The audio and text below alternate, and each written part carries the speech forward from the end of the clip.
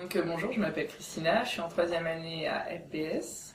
J'ai effectué ma césure l'année dernière, donc une partie à Lisbonne, à Lichclé. Donc je suis partie de janvier, je suis rentrée en janvier à juin 2013. D'accord. Donc dans la section voyage, comment t'es-tu rendu dans le pays? Alors je suis partie en avion, moi j'habite à Paris à la base, j'ai pris EasyJet pour partir là-bas, il y a des vols réguliers. Il y a Transavia aussi qui s'en occupe, sinon il y a aussi Ryanair qui part au Portugal. Et comment s'est déroulé ton trajet? Très bien, très très bien. Je suis partie seule, je suis arrivée toute seule, mais aucun problème. D'accord. Quelqu'un est venu t'accueillir là-bas? Oui, donc j'avais un buddy attitré qui s'appelait Antonio. Il est venu me chercher à l'aéroport, il m'a ramené en ville jusqu'à mon appartement. Et après il m'a fait visiter la ville. D'accord. Bon, concernant l'accueil, comment s'est déroulé l'accueil à ton arrivée dans l'université? Très bien, donc première semaine c'était tous les internationaux qui étaient convoqués. On a eu une semaine d'intégration entre guillemets avec présentation des cours, présentation de la culture portugaise et aussi des visites guidées. Donc, ils avaient loué 2 bus qui ils nous ont fait faire tout le tour de Lisbonne. Et après il y avait aussi des initiations à la culture pour rencontrer les autres nationalités et faire des sortes de meetings entre étudiants pendant une semaine, avant le début des cours. Et pendant tout ton semestre, t'avais un tuteur, parrain, un buddy? Oui, j'avais un buddy, donc Antonio, que je voyais régulièrement parce que c'était super sympa et qui m'a beaucoup intégré dans la culture portugaise. Il m'a emmené aux soirées avec des Portugais, il m'a montré les coins de la ville qu'il fallait connaître. Donc c'était un étudiant qui était à Lichclé aussi avec moi. Il faisait pas le même parcours que moi, mais il m'a montré d'abord il m'a fait visiter l'université et après il m'a intégré même à ses amis. As-tu eu suffisamment d'informations lors de ton arrivée? Oui, je pense j'ai pas eu trop de questions. Enfin, tout était organisé à l'arrivée. Il y avait même des packs, quand on est arrivé, des packs avec toute l'information sur la ville, des plans de la ville. Ils nous ont expliqué comment marchait le métro, ils nous ont indiqué où est-ce qu'il fallait faire la carte de métro, comme l'équivalent de la carte imaginaire. Et même pour le téléphone portable, on a eu des puces gratuites. Avec le numéro, tout ça, et après ça s'appelait Moche d'ailleurs. L'opérateur téléphonique s'appelle Moche, donc c'était assez marrant. Et donc ça permettait entre les internationaux, donc toutes les personnes qui avaient Moche, de se téléphoner gratuitement et en illimité. Alors dans la rubrique logement, comment as-tu trouvé ton logement? Sur internet. Alors en fait c'était un partenariat avec FBS. FBS nous avait envoyé une liste de recommandations qu'avait donné l'université là-bas, de logements où on pouvait se renseigner. Donc en fait, sur Lisbonne, il y a énormément de logements pour Erasmus, parce qu'il y a beaucoup d'Erasmus, et il y a à peu près 3 ou 4 agences immobilières, je dirais. Et moi, je suis allée chez une d'entre elles qui s'appelait Lisbonne for You, et j'ai trouvé donc, mon appartement comme ça. Je suis allée sur internet, je les ai contactés, après il fallait que je verse un acompte pour réserver l'appartement, et voilà, à partir du moment où je suis arrivée, j'ai eu l'appartement. Et sur les photos, c'était exactement la même chose. Au début, j'avais un peu peur et en fait, c'était nickel. Étais-tu satisfaite de ton logement? Ah ouais, franchement, je pense que j'avais un des meilleurs logements Erasmus. J'avais mon jardin, dans le centre-ville, j'étais pile entre l'université et le centre-ville. Et j'étais avec d'autres Erasmus. On était 7 dans l'appartement. Et grande chambre, tout équipé, internet, machine à laver, rien à redire, franchement, nickel. Ok, alors concernant la ville, comment décrirais-tu la ville? Génial. C'est très dynamique. Culturellement parlant, il y a beaucoup de choses à faire. Il y a des musées, c'est une capitale déjà, donc ça bouge beaucoup en termes de culture. Ils font beaucoup de festivals, il y a souvent des manifestations, pas des manifestations, mais je dirais des activités culturelles portugaises. Avec beaucoup, genre il y a une place qui s'appelle la place des commerciaux sur laquelle ils font souvent des défilés qui sont très religieux, où il y a aussi une culture, ils sont très agricoles aussi, donc il y a beaucoup de choses là-dessus. Et pour sortir, il n'y a rien à dire. Franchement, les boîtes à Lisbonne, incomparables. D'accord. Et est-ce que tu pourrais nous donner des endroits sympas à visiter, des événements à surtout pas rater? Ouais, donc à visiter, je dirais d'abord, moi le quartier que je préférais c'était du Lisbonne, celui qui a été épargné par le tremblement de terre, il s'appelle l'Alfama. Il y a plusieurs, on appelle ça des miradouro, c'est-à-dire que des sortes de points de vue dans l'Alfama. Donc je dirais ça en premier. Visiter tout l'Alfama, se perdre surtout dans les petites ruelles et aller manger des pastéis de nata dans une petite boulangerie trouvée au détour d'une ruelle. Après, il y a au centre de Lisbonne, dans le vieux Lisbonne toujours, il y a là une sorte de tour, je connais plus le nom, mais c'était un élève de Eiffel qui a fait cette tour, donc ça a visité. Il y a tout en haut de la tour, il y a une cathédrale qu'il faut absolument visiter, qui s'appelle, je me souviens plus du nom, ouais. Et c'est une église sans toit. Et il y a très peu de gens qui les connaissent, c'est pas toujours marqué dans les guides touristiques. Mais c'est une église qui a subi donc le tremblement de terre et qu'ils ont transformé en musée archéologique. Et donc dans lequel on peut rentrer et faut y aller le jour où il fait beau parce que bon voilà, il y a le ciel bleu et en même temps c'est une église, donc c'est assez particulier.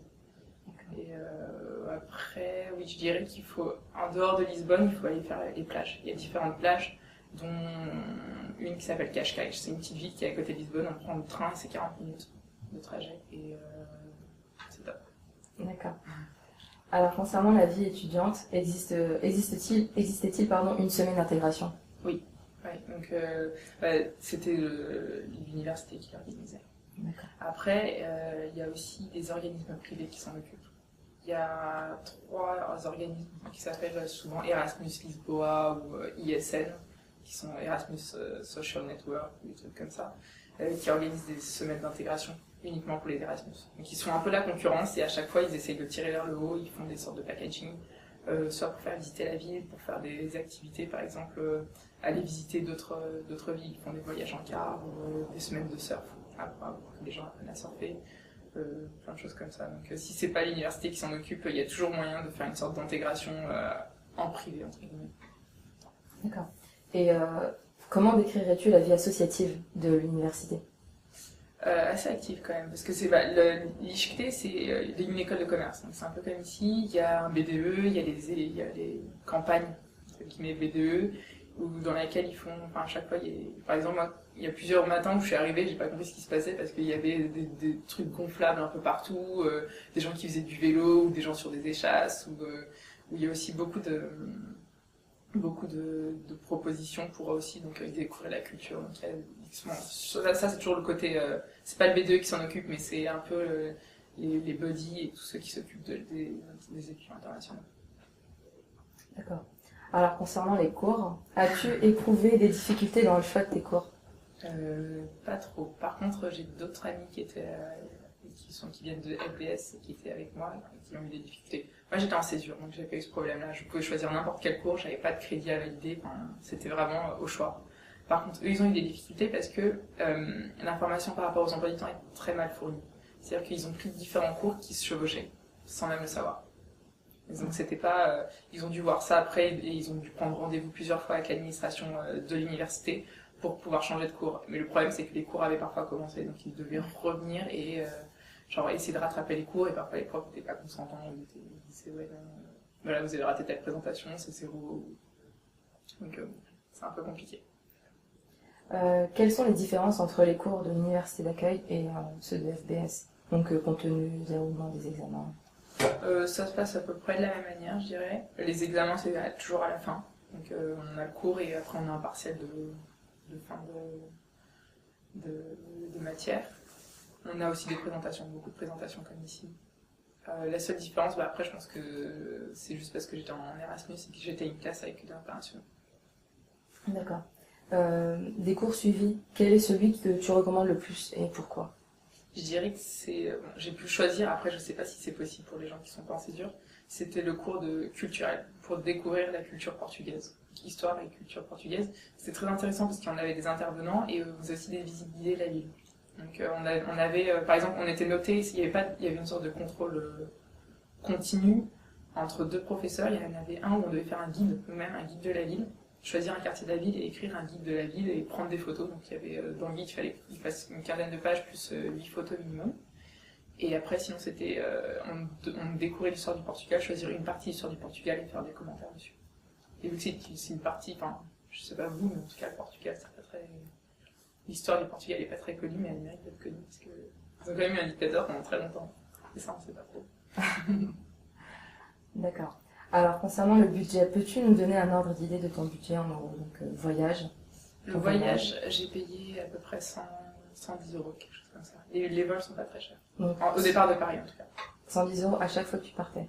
Ouais, bah, je suis partie qu'une seule fois. En fait, je suis jamais rentrée. Je suis partie 6 mois.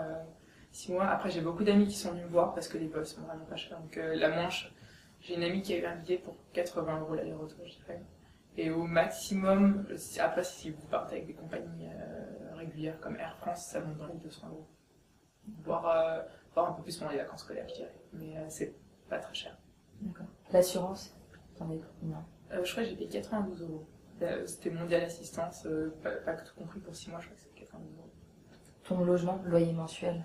Alors, le loyer, je payais 275 € pour ma chambre. Et après, je devais payer les charges. Donc, c'est là que le bas blesse parce que, en fait, l'électricité au Portugal, c'est pas très cher. Par exemple, pour notre appartement, par mois, on est à peu près pour 200 €. Alors qu'on était 7. Voilà. Donc, moyennement, je payais entre 310 et 300. La fois où j'ai payé plus cher, c'était 360 €. D'accord. Concernant la communication, donc téléphone, internet? Aucun souci. Franchement, donc Internet, je l'avais dans l'appartement. Et ça faisait partie, je crois que il y avait un packaging payé par mois, je me souviens plus du prix, mais c'était à peu près comme ici, ADSL. Et pour le téléphone, donc voilà, il y avait la compagnie qui s'appelle Moche, qui s'occupait des internationaux. Et c'était à peu près entre 5 et 10 € par mois sur le téléphone qu'on avait. Moi, j'avais un vieux téléphone pourri. Pour ceux qui avaient un iPhone, ils payaient plus cher parce qu'ils faisaient beaucoup d'Internet. Donc là c'était pas en illimité, il fallait payer en plus. Mais ouais, en fait c'est 5 € par mois et après c'est gratuit vers tous les moches, enfin, tous les gens de la compagnie Moche, texto et appel illimité. Et les livres, t'as dû acheter des livres? Non, j'ai pas acheté de livres. Ils ont des supports internet sur l'intranet avec tous les cours. Et comme ici il y a des bases de données. À aucun moment, je pense qu'on nous a demandé d'acheter. Ils nous donnent des supports au pire écrits. Des dossiers en PDF. La nourriture? C'est très bon. Enfin, moi j'aime bien. J'aime bien. C'est assez particulier. Il y a beaucoup de pommes de terre, beaucoup de viande.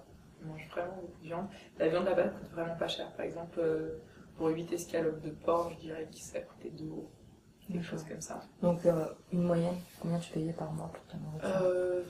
Je dépensais, je dirais, à peu près 20 € par semaine. Après, je mangeais beaucoup dehors, mais les restaurants coûtent pas cher. Franchement, pour 11 à 12 €, il y a des menus entrée, plat, dessert, boisson, café. Voilà. Donc, et après, il y a aussi beaucoup d'endroits où ils font de la nourriture à volonté. Bon, là, c'est souvent asiatique, hein, sushi, tout ça, mais là, ils font pour 15 €, on avait nourriture plus boisson à volonté. Et boisson tout compris, c'est-à-dire même alcoolisé. Voilà. D'accord. Est-ce que tu avais des frais divers côté femme? Les transports, je payais 35 € par mois. 35 € pour utiliser donc, bus, tramway et métro. Après, il fallait payer en plus pour utiliser le train, entre guillemets, de banlieue, l'équivalent du RER là-bas, pour aller à la mer. Mais c'est pas très cher. Le trajet pour aller jusqu'à la plage, ça varie ça dépend de la plage où on va, mais entre 2 et 4 € l'aller-retour. As-tu eu besoin d'ouvrir un compte en banque? Non. Non. Et je crois que. Enfin, je connais personne qui a eu besoin d'ouvrir un compte en banque là. Le fait qu'on soit en Europe, je pense que c'est pas mal. Et il y a des accords entre les banques aussi, je pense. Maintenant, dans la rubrique conseils, quels conseils pourrais-tu donner aux futurs élèves, futurs étudiants? De pas oublier d'aller à la plage. Non, sincèrement, moi j'ai appris à surfer là-bas. Il y a des cours de surf pour 15 €. Ils viennent vous chercher dans la ville, ils vous emmènent à la plage, il y a 2 heures dans l'eau. Et après, donc avec matériel, tout compris. Et ça vaut vraiment le coup parce que c'est un bon moyen de rencontrer d'autres étudiants, de faire du sport.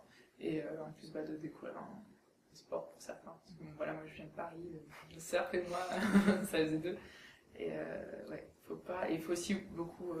Il y a moyen de voyager facilement dans tout le Portugal. Le sud du Portugal, faut pas passer à côté. Ça vaut vraiment le coup. Pour ceux qui partent maintenant, enfin en janvier, je dirais. Parce qu'après, je sais pas comment c'est en hiver. Mais voilà, moi de janvier à juin, j'ai toujours eu du beau temps. Et le sud du Portugal, c'est un bijou. Voilà. Et si tu devais décrire ton expérience en 3 mots? Exceptionnel. Je sais pas, je dirais que inoubliable et nouveau peut-être, parce que j'avais jamais vécu loin de la France. Merci beaucoup. De rien. Donc allez à l'IHT.